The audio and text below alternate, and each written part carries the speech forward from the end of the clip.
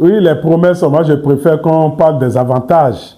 Quand vous avez une vie de sanctification, vous bénéficiez de beaucoup de choses.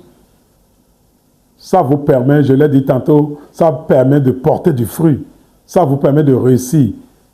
Vous ne pouvez pas réussir dans votre vie si, dans le Seigneur, vous ne menez pas une vie de sanctification.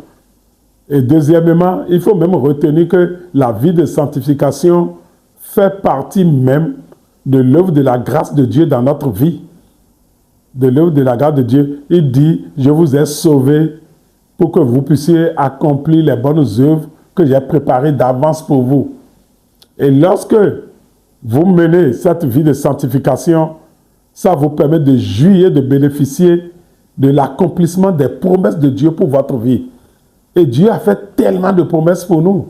Les promesses, ce n'est pas seulement 10, 50, 100, 200, 300. Il y a tellement de promesses de Dieu pour ses enfants. Et ces promesses-là sont conditionnées par la vie de sanctification. Parce que mener une vie de sanctification, ça veut dire que c'est une vie d'obéissance à sa parole, de soumission à sa parole. Et celui qui ne mène pas une vie de sanctification ne va pas obéir à Dieu. Alors que l'obéissance a ses avantages.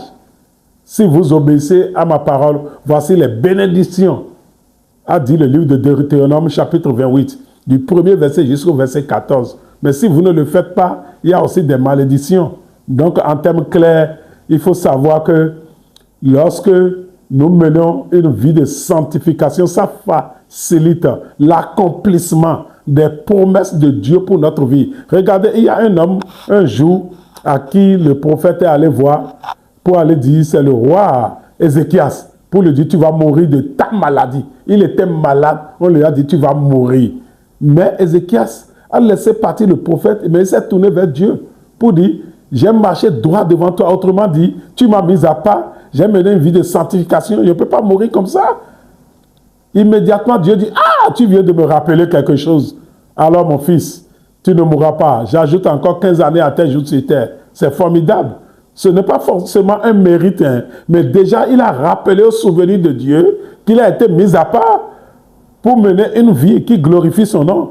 Et lorsque Dieu voit effectivement que quelqu'un est en train de mener une vie qui glorifie son nom, il lui donne la longévité, il lui donne la bénédiction, il lui donne le succès. Tout ça, là, c'est les avantages de la vie de sanctification. Parce qu'il ne nous a pas mis à part pour que nous souffrions, mais il nous a mis à part pour que nous puissions vraiment vivre heureux et dans le bonheur sur cette terre.